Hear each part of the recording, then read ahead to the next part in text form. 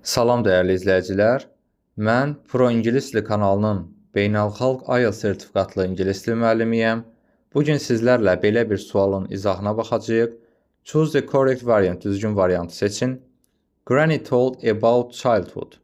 Göründüyü kimi birinci nöqtələrdən əvvəl told feili, ondan sonra isə about sözünü gəlmişdir. Deməli, bizdə burada şəxs əvəzliyinin obyekt hal forması tələb olunur. Əgər adlıq hal olsaydı, feil özündən sonra gələrdi. Deməli, A variantında Z obyekt hal deyil, adlıq hal formasıdır. Onu çıxırıq. Your iyəlik əvəzliyidir. A və D variantlarını çıxdıq.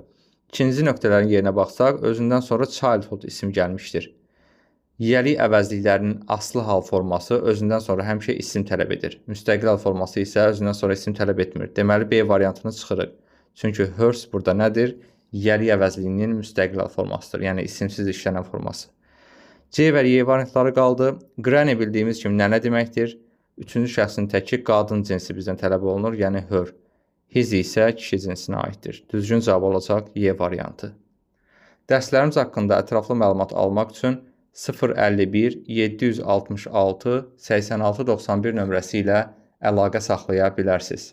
Hazırlığımız buraxılış, bloq, miq, sertifikasiya və magistr istiqamətindədir. Bu tip videoların daha çox qarşınıza çıxmağını istəyirsinizsə, videonu bəyənib kanala abunə olmağı unutmayın. Daha ətraflı dərs və test izahlarına baxmaq istəyirsinizsə, kanalın biosundakı YouTube linkinə keçid edə bilərsiniz.